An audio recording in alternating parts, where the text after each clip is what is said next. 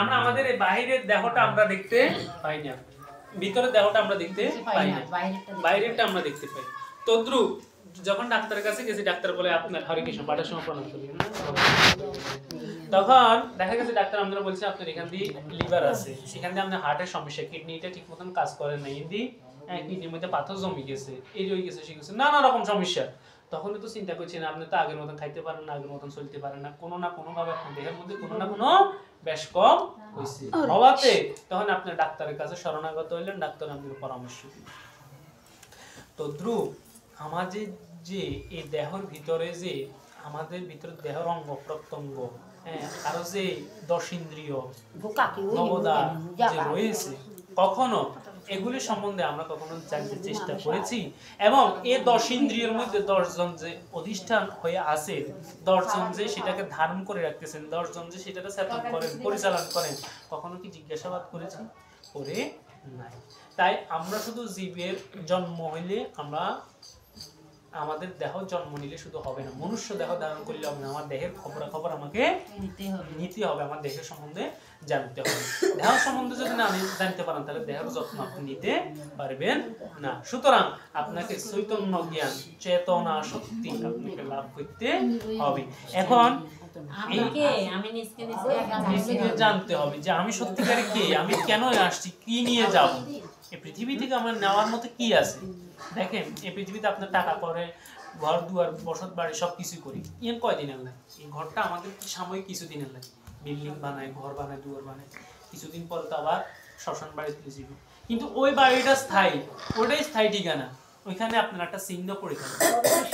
কিন্তু ইয়ানে কিছুদিনের জন্য আমরা থাকি। দেখা যায় কেমন এমন আমরা অনেক সময় বিবেকের ভুলে এমনও কাজ করি, শ্মশান বিক্রি করি এলাই, শ্মশানের জায়গা পর্যন্ত বিক্রি করি এলাই, করি এলাই, শ্মশানের চিহ্ন পর্যন্ত রাখে না। কিন্তু দেখা গেছে কি আমরা নিজের ইহকালের বাসনার জন্য, এই কারণে গোবিন্দ ভগবান শ্রীকৃষ্ণ গীতার মধ্যে কি বলছে যে আমরা জীবেরা অনিত্যকে নিত্য দেখে, নিত্যকে অনিত্য, মানে আমরা সাময়িক সুখটাকে বেশি ভালো পছন্দ করি, কিন্তু যে এই সাময়িক সুখের পরে কি হইতে পারে সেটা নিয়ে আমরা ভাবনা চিন্তা করে না। দেখেন আপনার সামনে যদি পায়েস কদুর দেয়, আপনি তাড়াতাড়ি করে খাইলে তো ভালো লাগবে, বা যে কোনো মুখরোচক তেলে ভাজা খাবার আপনি খাইলেন, কিন্তু ফ্যাটের ভিতরে চাইলে যে নিয়ে আমরা জ্বালা দিব, এই জ্বালাটা সম্বন্ধে আমরা অবগত। এই আমাদের টাকা পয়সা, অর্থ অলংকার, ধন দৌলত যা আছে সাময়িক সুখের জন্য কে কার চাইতে বেশি হরণ করে নিব, কে কার চাইতে বেশি পরিমাণ বানিয়ে নিব, সেটার চিন্তায় আমরা আছি। কখনো চিন্তা করি না যে এমন যতটুকু প্রয়োজন ততটুকু ভগবান আমার যা দিছে তা নিয়ে সন্তুষ্ট থাকলে, ভগবান বলছে তোমার আত্মা যখন মন সন্তুষ্ট হইব, দেখা থেকে মন থেকে যখন সন্তুষ্ট হবে যে না গোবিন্দ আমার যা খাওয়াইছে ভালো খাওয়াইছে, রাস্তার ধারে দেখা সবসময় আমার আঙুল চোখ থাকে উপরের দিকে, অর্থাৎ 10 তলা বিল্ডিং হয়েছে, আরে যদি হইতো, কিন্তু কখনো তো নিচের দিকে তাকাইতে চায় না। 10 তলা বিল্ডিং এ থাকে বা উপরে উঠে, তারা নিচের মানুষগুলো ছোট দেখে, আর ছোট নিচে যারা থাকে তারা সব সময় মনে করে আমি যেমন তারাও আমার মতন সমান।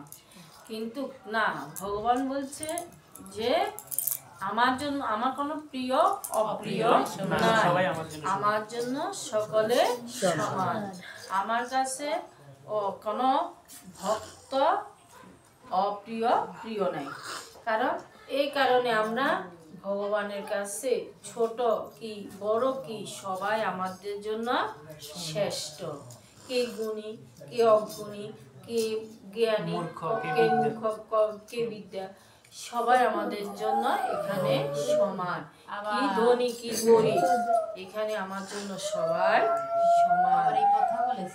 আমার কথা হয়েছে সমান হবে কখন, যেমন তত্ত্ব যখন আমরা গুরু আশ্রিত হয়ে যাই, যখন আমরা গুরু সমপূর্ণ হই, গুরুর চলাগুলো যদি সেভাবে না চলে তাহলে নিজেও ডুবি, গুরুকেও ডুবাই। উনিও বলছেন যে আমার আমিও আমি কইছে যে আমার উপরে সমর্পণ করে আমি তাহাকে রক্ষা করি। তো আমরা এখন সমর্পণ কেমন করি, যখন বিপদে পড়ি তখন আমরা গোবিন্দকে সমর্পণ করি, যখন বিপদ থেকে উঠে যাই তখন আমাদের আর এই সমর্পণের কথা মনে থাকে না।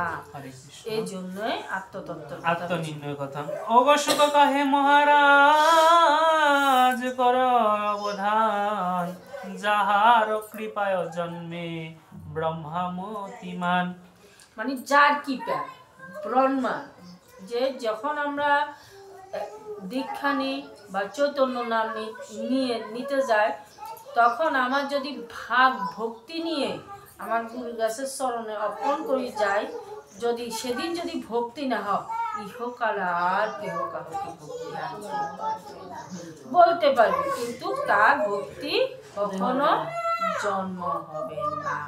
ভক্তি হচ্ছে আমার কাছে, ভক্তি আমি জোগাড় করতে হবে। এজন্য কইছে বর্মা কৃপা হতে হবে। সবকিছু টাকা পয়সা দিয়ে কিনা যায়, কিন্তু ভক্তি জিনিসটা টাকা পয়সা দিয়ে কিনা যায় না। ও ক্রোধ হতে রুদ্র যার জনম লভিল, সেই জন ভাগবতে বর্ণিত হইল। অতএব শুন রাজা আমার বচন, আত্মতত্ত্ব সারতত্ত্ব বুঝিয়া এখন। ওগো নির্ভর কর সে ব্রহ্মের উপর, তাহা হইলে হইবে মুক্তি তোমার সত্তর। আজ যে দেহ ভবে জনমে যে হয়, তাহারও হইবে নাশ জানিবে নিশ্চয়। আর এই জনমটা যে পাবো, এই দেহটাকে আবার পাবো। হ্যাঁ, কি কয় যে আমরা 84 লক্ষ জীব ভবন করিয়া আসছি, তার ভিতরে 4 লক্ষ বারে শুধু মানব জন্মই ভবন করছি, কত রকমে হয়ে জন্মগ্রহণ করছি। কিন্তু এই পুণ্য, এই 10 ইন্দ্রিয় পেয়ে, এই যে 10 ইন্দ্রিয় পেয়ে কত না কতবার বলে আসছি যে তোমার নাম যেন স্মরণ করতে পারি, তোমার নাম যেন নিতে পারি, তোমার চরণ যেন আমি পাই। তো এই জন্য চরণ পাইতে হলে কাকে ধরতে হবে? ডাইরেক্ট তো আমি যাইয়ে গোবিন্দকে পাবো না, গুরুর মাধ্যমে আমি গোবিন্দকে পাবো। যেমন দেখেন, একটা ফুল গাছে ফুল ফুটে, ফুলটা কি সরাসরি যে গোবিন্দ চরণে লাগতে পারে? একজন ভক্ত নিয়ে গোবিন্দের এই যে আমরা ফুল গাছে, যে ফুল বাগানে আমার ঘরের কাছে, দুয়ারের কাছে, রাস্তার পাশে ফুল গাছটা একটা রোপণ করলেন, ফুল গাছ হইলো। এই ফুল গাছ হওয়ার পর এই গাছের মধ্যে যে ফুলটা ফুটে, সে ফুলটা আপনি সরাসরি কি গোবিন্দ চরণে, গুরুর চরণে যে পৌঁছায় না। নিশ্চয় কোন সেবাই পূজারী কি করে, বৃক্ষ থেকে একটা ফুল নিয়ে ফুলটা তুলে আবার কি করে সরাসরি, কিন্তু এই ফুল গোবিন্দ চরণে দেওয়া যায় না। কি করা লাগে? চন্দন দিয়ে আগে শুদ্ধ করে তারপরে ভক্তি সহকারে গোবিন্দের চরণে যদি অর্পণ করে, গোবিন্দ সেই ভক্তের এই পুষ্পাঞ্জলি গোবিন্দ গ্রহণ করে থাকে। তাইলে তদ্রূপ এভাবে তো আমরা অনেক জীব এই পৃথিবীতে সৃষ্টি হয়ে আছি। ভগবানের কাছে তো আমরা সরাসরি ভাবে গোবিন্দ চরণে পড়তে পারি না। গোবিন্দ নাম তো যতক্ষণ পর্যন্ত গুরুদেব সেবায়ত পূজারী যেরকম গাছের থেকে ফুল উঠে যেরকম গোবিন্দ চরণে দেয়, তদ্রূপ আমাদেরকেও গুরুদেব সেদিন নাম দিয়ে আমাদেরকেও গোবিন্দের চরণে, গুরু চরণে সমর্পণ করে দেন। সাধু গুরু বৈষ্ণব গোসাই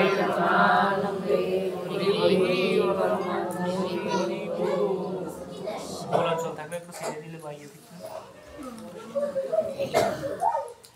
তুমি বিজাঙ্কুর সমপুত্রাদি রূপেতে, ওই আত্মা কবু নষ্ট নাহি হয় তার মত। অতএব মহারাজা অবগত, তুমি বিজাঙ্কুর সম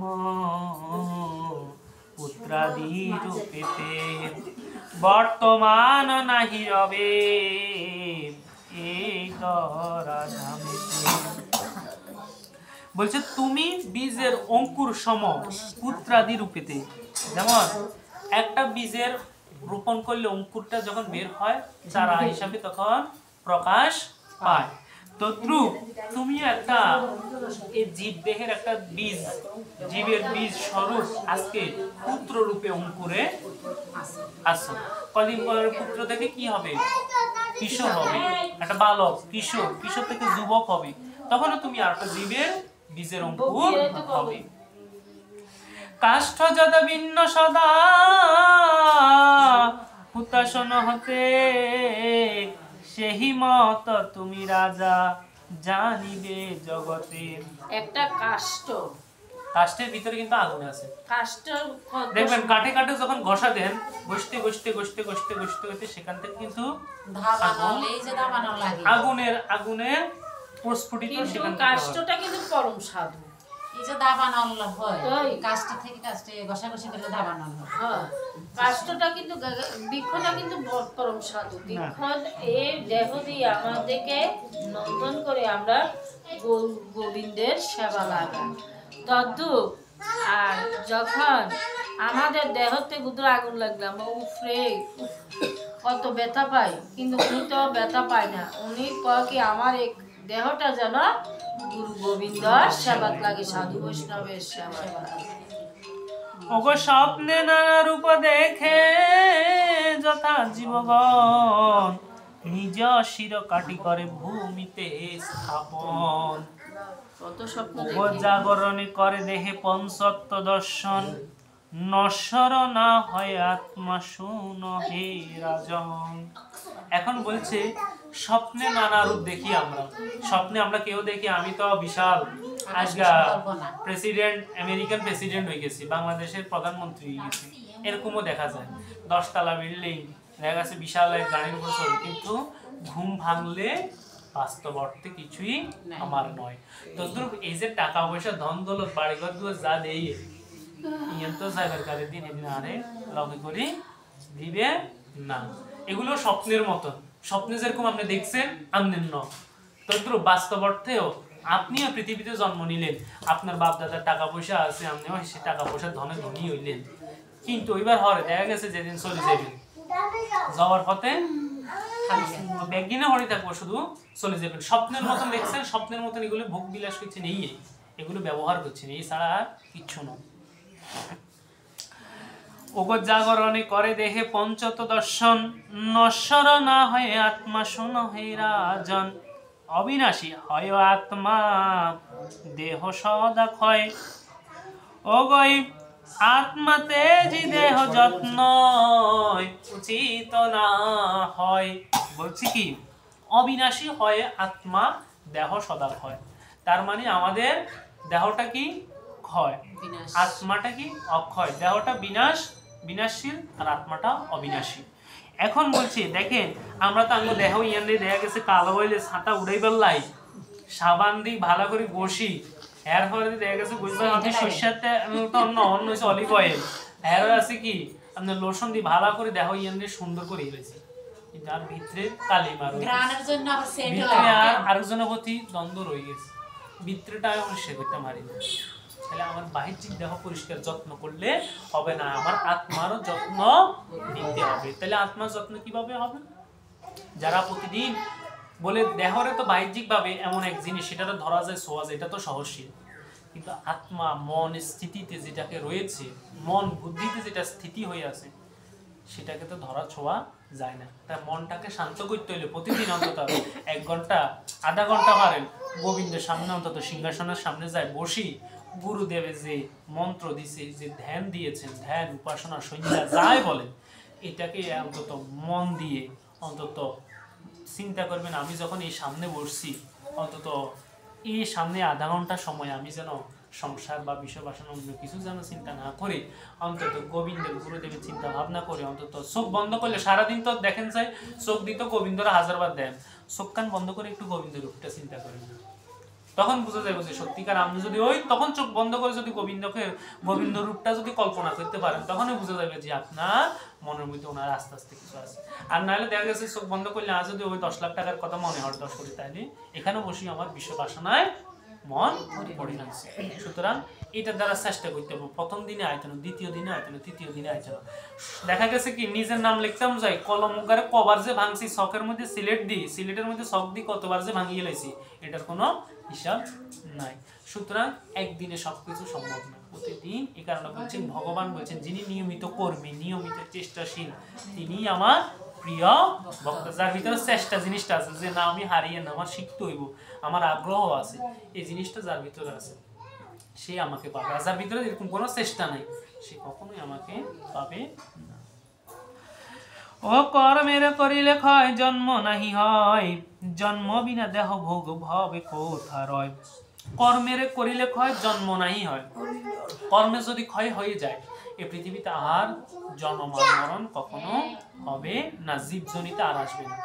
আর বলছে কি জন্ম বিনা দেহ ভোগ, জন্ম ছাড়া এই যে দেহটাকে যে আপনি সাধু সঙ্গ, বৈষ্ণব সঙ্গ, ভক্ত সঙ্গ, এটাকে যে আপনি মন দেহটাকে যে চালাইতেছেন, আবার এই মন দেহটাকে যদি আপনি অসৎ কার্যে চুরি, ডাকাতি, দুষ্টতা, প্রবঞ্চনায় যদি আপনি নিয়োজিত করেন, সেটা হচ্ছে আপনার আপনার সামনে দিয়ে আপনার পথ আছে, আপনি কি পচা ডোবার মধ্যে ভাড়া দিবেন না সাইড পাশ কেটে, যেমন বর্ষাকালে তিনি ব্যাগে চিন্তা করে প্যান্টের মধ্যে গার মধ্যে যেন কাদা না লাগে, সবাই কি করে পাশ কাটে সুন্দরভাবে চলার চিন্তা করে। তদ্রুপ এরকম আপনাকে জীবন চলার পথে বর্ষাকালে যেরকম কাদা মাটি চারিদিক দিয়ে থাকে, আপনি যেরকম এগুলোর পাশ কাটি কাটি যান, তদ্রুপ বলছে জীবন পথে আপনার এরকম সকল প্রকার দুঃখ কষ্ট বা এরকম অনেক কিছু সৎ অসৎ আপনার জীবনের মধ্যে থাকবে, মাটিতে গড়ায় তো ওনার গায়ে কাদা লাগে না, সৎ অসৎ সবকিছুই থাকবে, এগুলি আপনি চিন্তা ভাবনা করে চলতে হবে। দেখা গেছে কি যেমন কেঁচো বা জলের নিচে একটা মাছ থাকে বাইন মাছ কয়, বাইন মাছ কিন্তু কাদা ছাড়া থাকতে পারে না, কিন্তু কাদার মধ্যে তাই হয়, বেটার গার মধ্যে এক ফোঁটা কাদা নেই। তদ্রুপ আপনি সংসারে থাকুন তাতে আপত্তি নেই, ওই শাস্ত্রে ভাগবত শাস্ত্রের তুলনা করছে যে গার মধ্যে কাদা না থাকলে চলবে, আপনি সংসারে থাকেন আপত্তি নেই, সংসারে থাকি ধর্মকর্ম করতে পারবেন, সংসারে থাকি আপনি উদ্ধার হইতে পারবেন। অগয় অজরে আত্মা অমরে আত্মা জানিবে নিশ্চয়, তোমারে কহিব সেই কথা মহাশয়। বিজয় অঙ্কুর রূপী তুমি কদাচনা হবে, পুত্র পৌত্র রূপী কেহ জীবিত না রবে। এই যে তুমি যে দেখতেছ বীজ অঙ্কুর রূপী তুমি কদাচনা হবে, পুত্র পৌত্র রূপী কেউ জীবিত, এই যে যারা আমি আজকে নিজের ছেলেরে দেখিয়ে নাতিরে দেখিয়ে কেউ এই পৃথিবীতে জীবিত থাকবে না, যার আশা আশা আশা আশা করি আয় না থাকলে আর নাতিকের দিকে চাইব কি, আয় না থাকলে আর হুতিকের দিকে চাইব কি, আর হুতিকের বুদ্ধি দিব কি, কিছু করা না। যেমন আমার কথা বলি, আমার কথা, আমার বাপ না থাকলে এখন চলিয়েন না, হ্যাঁ আফসোস করিয়ে অনুভূতি হয়, কষ্ট হয় যে আমি বাবার স্নেহ। আমরা কইতেছি আমরা এখন ইহকালে বাঁচতেছি, পরকালে যাব, কথাটা কি সত্য? পরের নিয়ে আনন্দ করি, ইনি যিনি আমাকে দান করে রক্ষা করবেন ওনার চিন্তা করি, কি করতেছি বিপরীত বিপরীত বিপরীত। ইহকাল তো মূলত হচ্ছে হিয়ান, ইয়ান তো পরের লই আমি সংসার করতেছি, সেই হেতু জীব দেহ করিছে ধারণ, কাষ্ঠ বিনা প্রজ্বলিত নহে হুতাসন। কাঠ ছাড়া প্রজ্বলিত নহে হুতাসন, আগুনের ভিতরে ইয়ে থাকবে না। ও ঘট যথা ভগ্ন হলে মধ্যস্থ আকাশ, পূর্ব মত তাহাই যে হয় সুপ্রকাশ। দেখা গেছে একটা ঘটের মধ্যে জল থাকে, সে ঘটের মাঝখানে উপরে একটুখানি আকাশটা দেখা যায়, ঠিক আছে নি, সে উপরে অল্প একটু দেখা যায়। আর যখন এই ঘরটা যখন ফাটি যায় তখন পুরো আকাশটাই দেখা প্রকাশ পায়। তাই বলছি কি ঘট যথা ভগ্ন হলে মধ্যস্থ আকাশ, পূর্ব মত তাহাই হয় যে সুপ্রকাশ। আকাশ ব্যতীত আর অন্য কিছু নয়, এর উপর জীব দেহ যবে পায় হয়, তখন সে জীব ব্রহ্ম হইবে অব্যয়, তাহার অন্যথা কিছু না হবে নিশ্চয়। আত্মার দেহের গুণ কষ্ট সমুদয়, মনেতে সৃজন করে জানিবে নিশ্চয়। কি সুন্দর একটা মানব দেহ দেখেন, কল্পনা করে দেখেন, একটু শান্ত মনোযোগ স্থির করে চিন্তা করে দেখেন, এই এমন একটা দেহ, এখানে এখন আমি থাপড় দিলে ব্যথা হয়, আগুনের লগে একটু লাগলে কষ্ট পায়, একটু খোঁচা খাইলে এত ব্যথা পায়, যন্ত্রণা পায়। এই দেহটা যখন প্রাণবায়ু ছেড়ে চলে যাবে, দেহটা তো সেদিন 4 জনে কান্দে করি যখন নিয়ে যাবে, কই সেদিন ব্যথা, কই দুঃখ, কই কষ্ট, কি আনন্দ, কি আরাম, আরে সুন্দর করে যারা যে স্থানে দিয়ে দিয়ে তখন এই যে অগ্নি চিতায় যে এইভাবে যে কষ্ট, এই যে মানুষ আমাদের যে নিয়ে যাবে এই শ্মশান ঘাটে দোলনাথ করে নিয়ে যাবে, এটা তো দোলনা, বাঁশের দোলনা, তো বাঁশের দোলনার কাজ করতে হবে, বাঁশের দোলনার সাজতে হবে, আগে থাকতে সাজেন, দেখা গেছে তারপরে মরলে সাজলে হবে না গো, বুঝছেননি? আগে মালা তিলক বেশভূষণা দিয়ে সাজগোজ করেন, বুঝছেন? কারণ সন্ধান্দি করেন, তিলক ধারণ করেন, গীতা পাঠ করেন, হরির নাম করেন, সাধু সঙ্গ করেন, কৃষ্ণ নাম করেন। একে গুরু জগৎ গুরু। কোন গুরুকে নিন্দা করা আমাদের অপরাধ। গুরু নিন্দুক মুখ কবু না হেরিব, যথা হয় গুরু নিন্দা তথায় না যাব। গুরুকে কখনো নিন্দা করবে না। যে আজ একজন কৃষ্ণ ভক্ত হওয়াতে সে আমার কৃষ্ণ ভক্ত হয়েছে বলে আবার সে সন্তান আবার কৃষ্ণ নামের জন্য আকাঙ্ক্ষিত থাকে।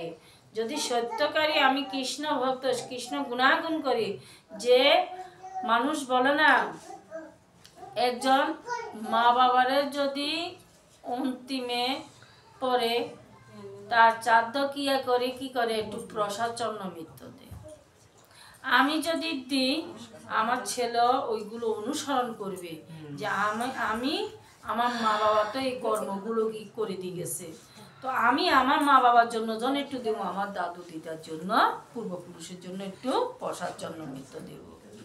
প্রসাদ চন্ন মৃত্যু দিলে কি হবে? আমার পরমাত্মা প্রসাদ পাবে। আর আমরা যেটা বেদ কর্ম করি, যে বেদ কর্ম যেটা করি সেটা কি? সেটা আমার জীবাত্মা, ভূতাত্মা, প্রেতাত্মা আমার পায়। সেটাতে ও যখন আমাকে আমরা যে এটা ডাইরেক্টর পঞ্জিকারিত আছে যে ভক্ত কৃষ্ণ ভক্ত হয়, যারা এই গুরু চৈতন্য গুরুর আশ্রিত হয়, রাধারানীর শরণাপন্ন হয়, তাদের প্রসাদ চন্নমিত্র অবশ্যই তাদেরকে দিতে হবে। প্রসাদ চন্নমিত্র দিলে তারা কি হবে? যখন এই প্রসাদ যখন আপনি এই ভোগরাগ হবে, যখন ভোগরাগ হলে প্রসাদ নিয়ে যখন আমার ভক্তদেরকে দিবে, তখন ওই নারদের তখন তার জন্য প্রসাদটা সেই জায়গাতে নিয়ে যাবে। যখন প্রসাদটা নিয়ে যাবে তখন কি বলবে জানেন? আরে আমি বাড়ি গাড়ি টাকা পয়সা ধন দৌলত সব রেখে আসছি, আমার কোনো ভক্তে আমাকে, আমার সন্তান স্ত্রী পুত্র আমাকে একটু প্রসাদ দিচ্ছে না, আমার এই আত্মা কিভাবে উদ্ধার হবে? এই কথাগুলো তখন মনে মনে, আত্মা কখনো ধ্বংস হয় না। তখন সে বলবে আহারে, যে সাধু সঙ্গ যায় নাই, কৃষ্ণ কথা শুনি নাই, ধর্ম জগতে যাই নাই, আজকে তো আমি পৃথিবী ছেড়ে আসছি, আমি আজ এই নরক কুণ্ড থাকার জন্য আসছি। তো তার জন্য সবসময় একটু প্রসাদ চন্দ্র মিত্র সবার মা বাবাকে দিবেন। সবার মা বাবাকে যেটুকু পারে, যতটুকু সাধ্য সাধকতা একটু তাদের জন্য দিবেন। কারণ আজকে কে যেন বলছে কি আমার লাগিয়া নি করছে তো ছেলের লাগিয়া, মানে ছেলের জন্য করছে। মা বাবা কয় না নি আমি এত কষ্ট করি, ছেলে সন্তান জন্ম দিলাম, সব কিছু করলাম, এখন বাড়ি করলাম বা যাই করছি, যতটুকু আমার অর্থ সমর্থ আমার যোগ্য হিসাবে, কেউ গাড়ি করে বাড়ি করে, ছেলেকে মানুষ করে, ডাক্তার করে, ইঞ্জিনিয়ার করে, যে যেভাবে যদুর করে। তো পরে আমরা পরে মেয়েরা কি আসি বলি আমার লাগি করছেন তো আমার ছেলের লাগে। আমি আসি এই ছাদের তলে যে আসি ঢুকলাম, আমি যে পুত্রবধূ হয়ে তাদের ছাদের নিচে আসি ঢুকলাম বা চালের নিচে আসি ঢুকলাম, তখন আমি তো আমার বাবার বাড়িতে থাকতে পারি নাই, আমি তো আমার পরের বাড়িতে আসছি, নারীরা তো পরের বাড়িতে আসি। তখন আমার এই শ্বশুর শাশুড়ি কষ্ট করে জীর্ণ দেহটাকে শেষ করিয়ে রাখছে, করে শুধু আমার জন্য গড়ে দিয়ে গেছে। এখন এই জন্য আসি কোথায় ঢুকলাম? ঘরে আসি, কার? স্বামীর ঘরে ঢুকলাম। এটা স্বামীর ঘর না, এটা আমার শ্বশুর শাশুড়ির ঘরে ঢুকলাম। তারপরে হবে আমার স্বামী। আমার যদি শ্বশুর শাশুড়িকে পূজা করতে জানি তাহলে আমার স্বামী সন্তুষ্ট হবে।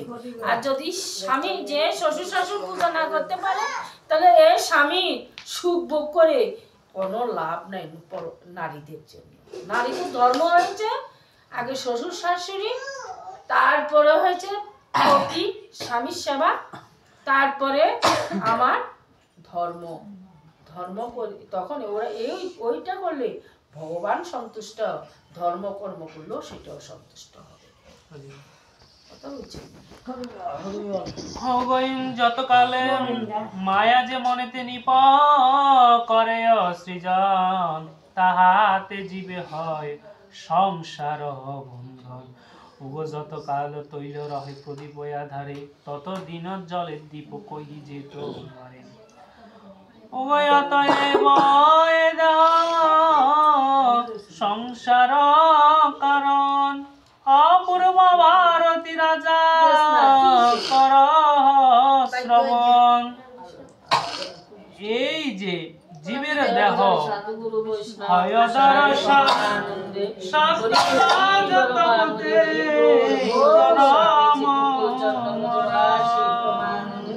স্বামী স্বামী দুঃখ দেব দেব হাসি শ্রী রাধিকা চন্দ্র গোস্বামী হরি বল হরি বল।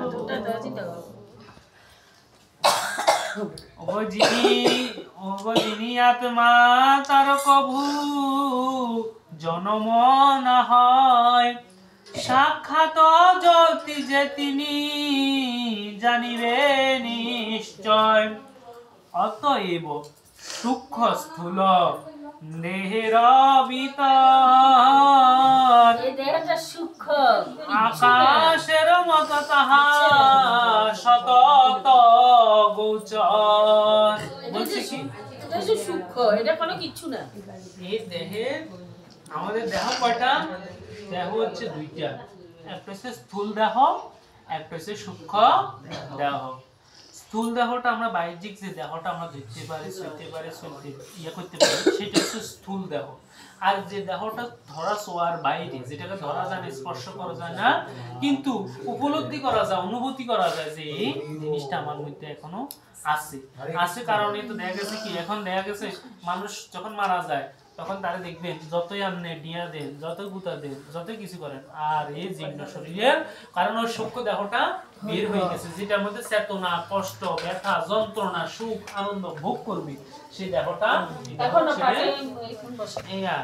দেহ ছেড়ে তখন চলে গেছে। এখন ঘটনা এই আমাদের এই সূক্ষ্ম দেহের ভিতরে সকল কিছুর বিরাজমান হয়ে থাকে। ওগো নির্বিকার অন্তহীন উপমারহিত, কথা বলিয়েন না, নির্বিকার অন্তহীন উপমারহিত, কহিলাম সব কথা তোমার নিশ্চিত।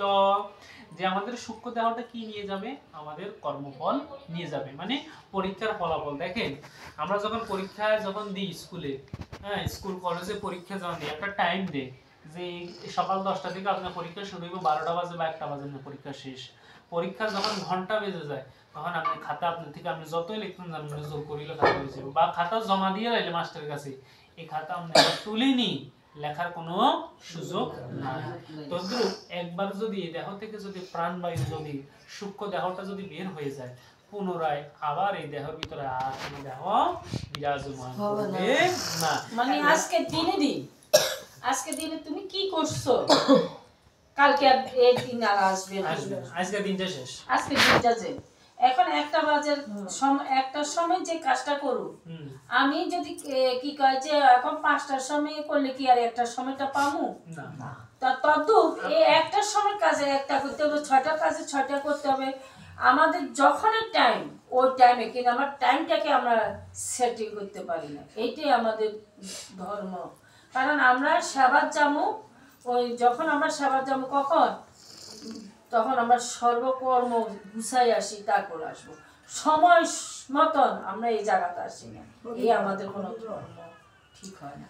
এরপরে দেখেন যেমন আপনি পরীক্ষা যে সময় দিয়ে আসছেন, পরীক্ষা দিয়ে আসার পরে 10টা, আমি যদি 1টা বাজে যান, আমার পরীক্ষা নিবে, তাহলে আপনি যাইতে হবে কয়টা? আপনি যাইতে হবে 9টা, তাহলে আমরা 1 ঘন্টার আগে যাইলে আপনি ঠিক মতন যাই বসি, আপনি প্রস্তুত হয়ে পরীক্ষা দিতে পারবেন। আর আপনি কি করেন, যদি আপনার পরীক্ষা 1টা বাজে শেষ হয়ে যায়, আর আমাদের এই ধর্ম যে আমরা যখন সাধু বাজারে যাই, আর যাই কেউ তো 2.5টা 3টা 2টা 1.5টা, এটার কোনো মূল্যায়ন করি না। এই মূল্যায়ন কিন্তু পরকালে মূল্যায়ন করতে হবে। পরকালে কিন্তু এই সম্পদের মূল্য দিতে হবে। তুমি আমার সময় মতন আমাকে কেন ডাকো নাই জানো? যে দেখো এখন কিন্তু গোবিন্দ শয়নের টাইম, এখন আমরা পাঠের টাইম, আমরা কীর্তনের টাইম। এখন যখন তুমি যখন ঘুমাবা, আমি ঘুমাই, তখন যদি কোনো কিছু সাউন্ড হয় বা হইচই হয়, তখন আমার ঘুম হয় না, ভেঙে যায়, বিরক্ত বোধ হয়। ভগবানেরও ভোজনের পরে শয়নে যায়, তখন আসলে আমরা এমন করে কীর্তন করি, তখন ঠিক না। ভোগ ঠিক 12টা বাজে দিয়ে বা 12:30টা ভোগ দিয়ে কীর্তনটা ঠিক টাইম টু টাইম কীর্তন বা পাঠ কীর্তন শেষ করে ওনাকে শয়নে যাওয়ার সুযোগ আমাদের করে দেওয়া উচিত। কিন্তু আমার স্বামীকে মূল্যায়ন দিই না। অতএব হে রাজা করয় অবধান, অনুক্ষণ বাসুদেবে কর তুমি ধ্যান। যেমন আমরা এখন গরম জল দিয়ে স্নান করি না, ঠান্ডা লাগে গরম জলে স্নান করি, কিন্তু ভগবানকে যখন আমরা স্নান করাতে যাই, তখন আমরা তো কি করি, ঠান্ডা জল আনি ভগবানকে স্নান করাই। উনি তো বলছে আমি তো বলতে পারি না, ভক্ত আমাকে যেভাবে করায় আমি সেভাবে সয়ে যাই। কিন্তু চিন্তা করতে হবে আমি যেমন আমার ভগবানকে তেমন ভাবে রাখতে হবে। আমি যেমন গরম জল দিয়ে স্নান করি, তাহলে আমার ভগবানকেও গরম জল দিয়ে চরণ ধুত করতে হবে, গরম জল দিয়ে স্নান করাতে হবে। তাহলে আমরা যেমন গরম একটু ঠান্ডা লাগে, গরম বস্ত্র পরতে হবে, গোবিন্দকে গরম বস্ত্র পরাতে হবে। মানে আমি যেভাবে, মানে আমি আমার ভিতরে পরম যেভাবে আছে সেভাবে পরমকে যদি যত্ন করি, পরম ঠিকভাবে আমার দেহের ভিতরে আমার গোবিন্দ বিশ্রাম করে। জয় জয় সাধু বৈষ্ণব গোসাই প্রেমানন্দে হরি হরি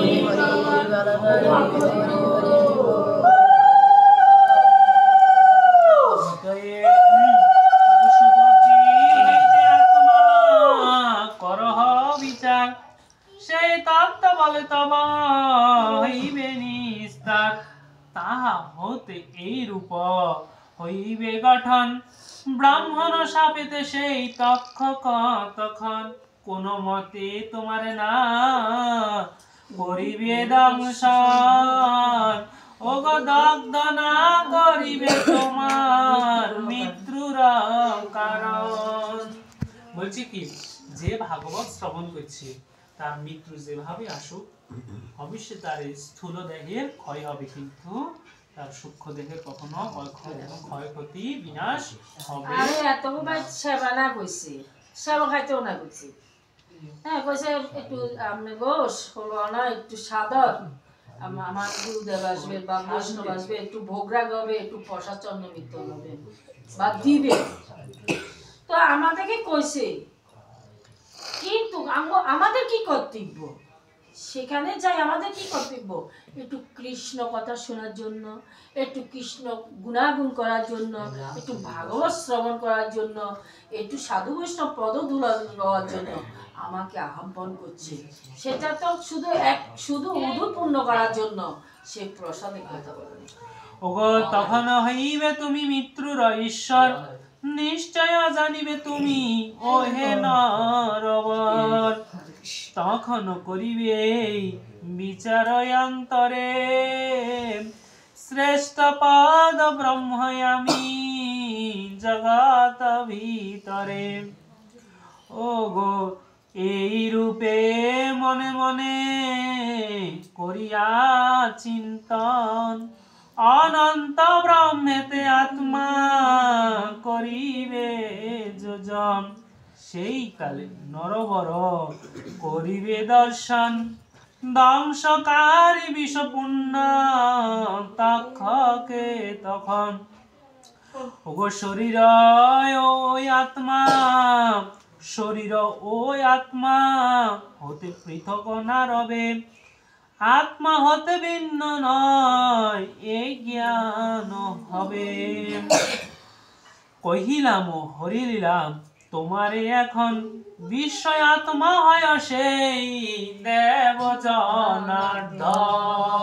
বলে জনার্দন নাম এটা কেন? বলে যিনি জগৎ পালন করেন তিনি জনার্দন। ওই এই আত্মতত্ত্ব কথা করহ বিচার, সুবদর ছিল গীত ভাগবত সার। ইতি আত্মনির্ণয় কথা। শ্রীমদ্ ভাগবত